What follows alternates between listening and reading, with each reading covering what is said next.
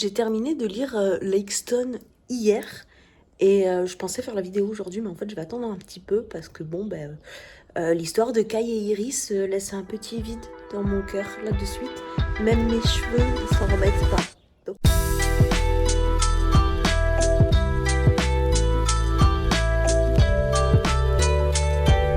mesdames et messieurs, bonsoir et bienvenue dans cette nouvelle vidéo où tu l'auras certainement compris. Aujourd'hui, on va parler de Lake Stones de Sarah Rivens. Avant de démarrer ma chronique, je vais commencer cette vidéo en parlant un petit peu de dark romance. J'ai déjà fait une vidéo sur une dark romance il y a quelques temps où j'étais pas très à l'aise avec les sujets que j'abordais par rapport à ce que je pouvais dire ou pas par rapport à la charte YouTube, en fait, tout simplement. Parce que l'autre dark romance était quand même très porté sur le olé olé, où on en était à la limite du gore quand même. Voilà, si jamais tu te rappelles pas de cette vidéo, tu peux aller regarder dans la barre d'infos, je vais te l'y mettre, voilà, juste comme ça, au passage. Et donc, comme je te disais, je vais commencer par te parler de la dark romance. La dark romance, qu'est-ce que c'est ? Comme son nom l'indique, c'est une romance entre deux personnes. Et le côté dark, c'est-à-dire qu'on va parler de sujets plutôt sensibles, toxiques même.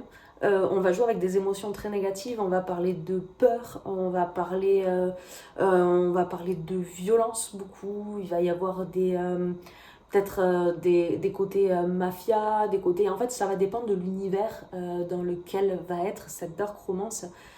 Une de mes sagas préférées en dark romance, c'est Dark de Penelope Douglas. Et les thèmes abordés sont propres justement à la peur.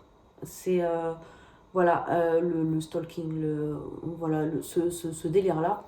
Que je trouve vraiment bien exploité, mais bon, c'est pas le sujet de cette vidéo. Ici, on va parler de Lake Stone. Et Lake Stone, donc on va commencer par le livre. On a, dès le départ, on voit bien que c'est une dark romance, on est sur du noir, du rouge, un petit serpent, tout ça. On est aux éditions BMR, qui est là.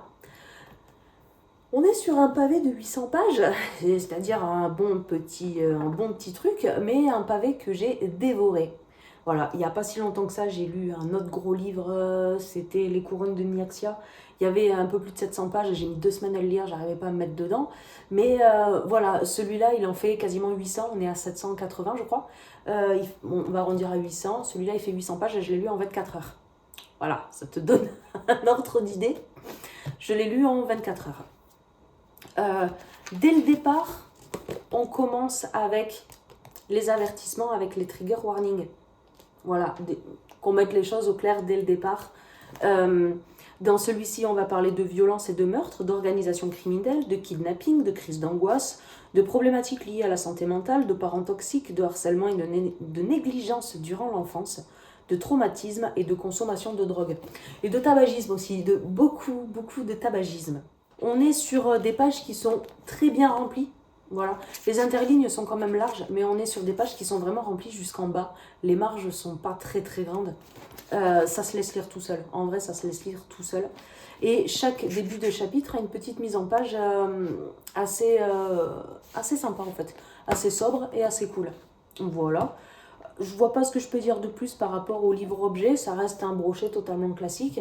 Je l'ai reçu d'occasion celui-là. Le dos est cassé comme tu peux voir avec l'ombre. Mais bon, avec un pavé pareil, ça me surprend pas plus que ça. Dans la tranquillité trompeuse de la ville d'Ewing, aux États-Unis, Iris, confinée à la bibliothèque, est plongée dans ses révisions.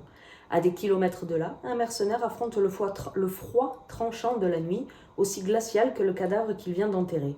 Ils n'ont rien en commun, pourtant tous deux ont le même objectif, amasser assez d'argent. Iris pour payer ses frais de scolarité à l'université et le mercenaire pour mener à bien sa mission dont elle est la cible. Désormais, l'existence d'Iris est liée à celle de cet homme, une connexion qui éveille en lui curiosité et désir.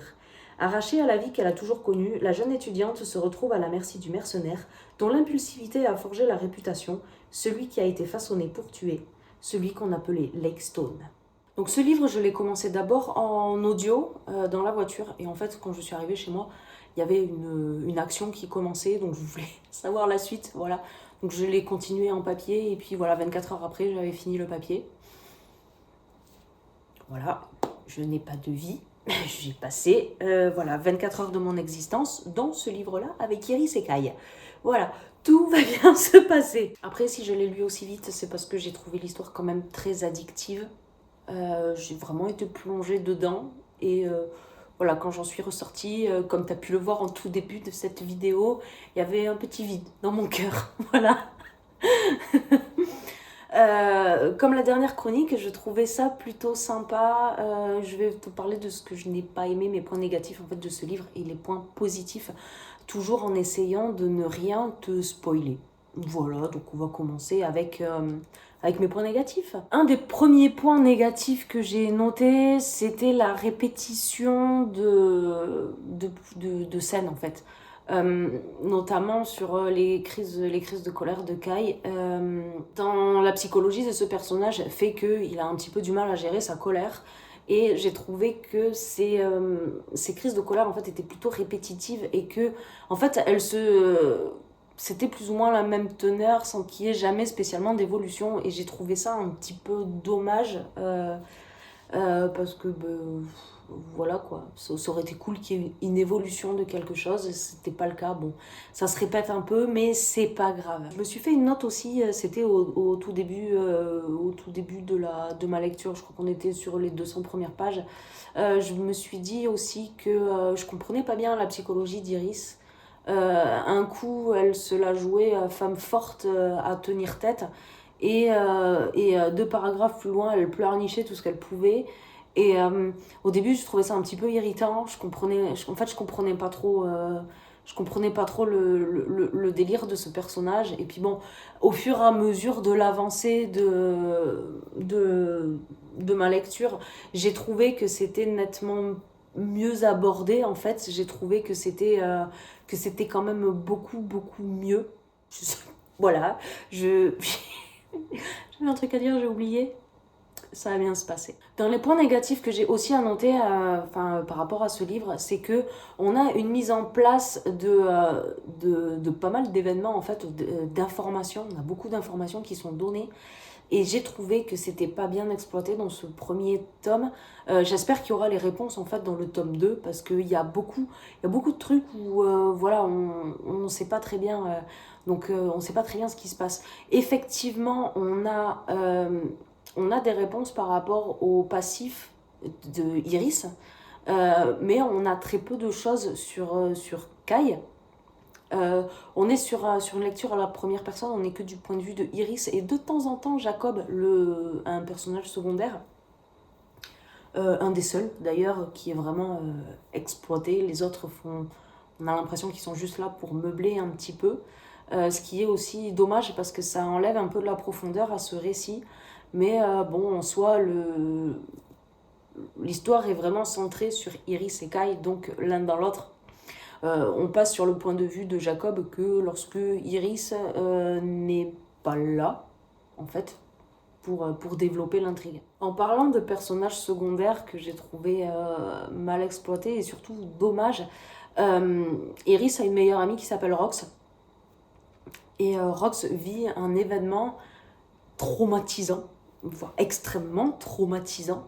Et en fait, ça ne fait que quelques lignes dans le livre. Et en fait, Iris étant la meilleure amie, elle devrait être là, elle devrait compatir, elle devrait pouvoir proposer son aide, elle devrait tenir compte en fait de l'état de sa meilleure amie. Et en fait, c'est balayé. Donc en gros, ce que j'ai à reprocher à ce livre dans mes points négatifs, c'est qu'il y a beaucoup de choses qui sont seulement survolées et des choses que je ne comprends pas très bien dans la mesure où toutes ces informations sont dispatchées à droite, à gauche et qu'il n'y a pas vraiment d'explication. Donc j'attends ces explications dans le tome 2 qui j'espère répondra à toutes ces questions que j'ai en fait parce que j'ai quand même beaucoup aimé ce livre. Et donc du coup, maintenant que tu connais mes points négatifs par rapport à ce livre, on va passer à mes points positifs. Voilà, mes points positifs parce que bon, j'ai bien aimé ce livre, faut bien que je t'explique pourquoi. Le premier point que j'ai adoré, et c'est un aspect de dark romance, moi, qui me plaît énormément. C'est-à-dire que Mafia et compagnie, c'est pas forcément un truc qui m'intéresse. Par contre, quand ça commence à prendre les traumatismes et les blessures et la reconstruction des personnages, en fait, c'est quelque chose qui me plaît énormément. Et c'est des notions que je retrouve aussi facilement en fantasy. Voilà, c'est on va dire mon petit point commun de tout ça. En fait, j'aime les personnages qui sont brisés et qui apprennent à se reconstruire. On a des personnages principaux, donc Iris et Kai, qui ont vécu une enfance plus ou moins traumatisante en fait. Donc il y a des similitudes dans leur enfance, mais aussi des événements traumatisants qui sont diamétralement opposés. Hein. Ils ont vécu toutes ces choses qui ont fait les personnages qu'ils sont à l'âge qu'ils ont. C'est-à-dire qu'ils ils sont étudiants, je crois que Kai a 28 ans, enfin il est plus étudiant, lui il est mercenaire. Il me semble que, si je me rappelle bien, c'est ça. Iris a 22 ou 23 ans, elle est étudiante. Et Kai est plus âgé, je crois qu'il en a 28, il me semble. Je me rappelle plus bien. La psychologie qu'ils ont au moment de l'histoire, en fait, est expliquée par les événements qu'ils ont subis quand ils étaient enfants. Et j'aime comment cette psychologie a été exploitée et en fait les chemins diamétralement opposés qu'ils ont pris. C'est-à-dire que Kai est devenu mercenaire et comme je l'ai dit un peu plus tôt, il fait face à certaines crises de colère et tout ça. C'est un homme qui aura plutôt tendance à avoir refoulé ses émotions. Tandis que Iris, elle, par contre, va un coup être forte et un coup pleurnicher un petit peu. Ça me posait problème un petit peu au début parce que je comprenais pas bien.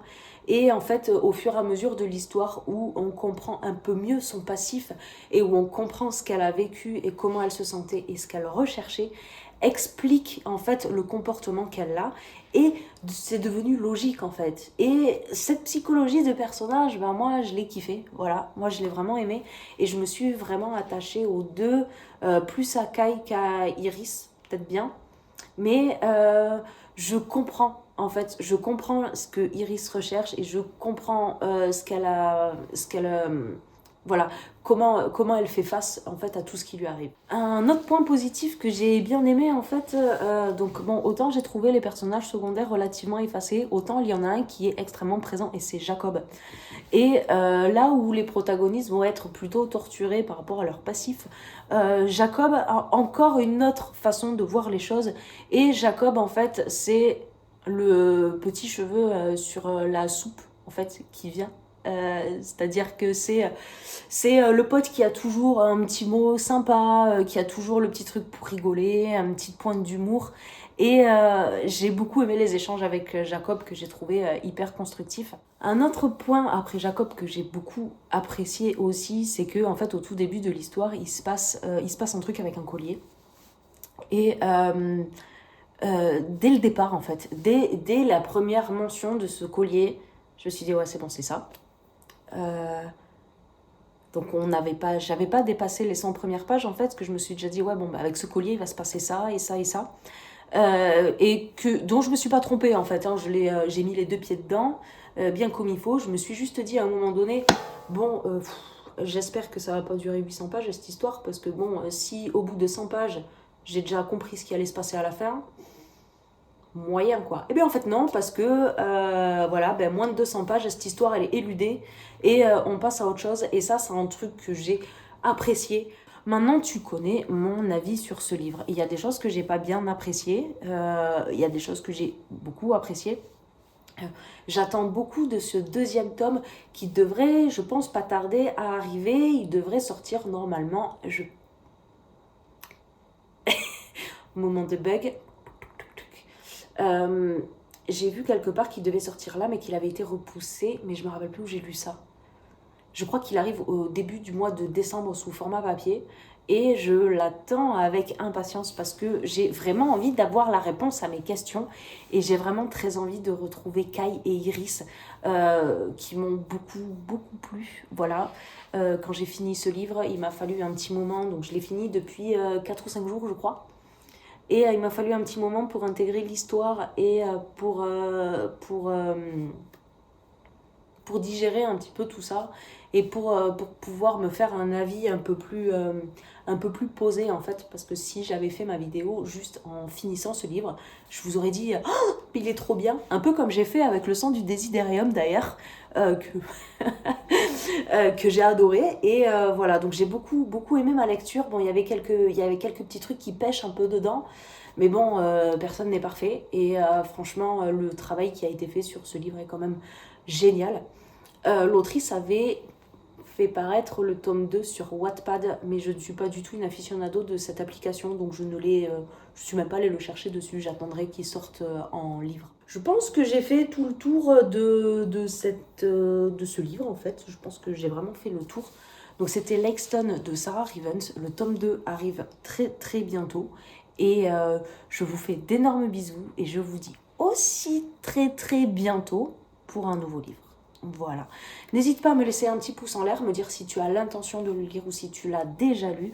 Je serais curieuse d'avoir ton avis parce que j'aime beaucoup avoir l'avis des gens. Je te fais plein de petits bisous et à très bientôt.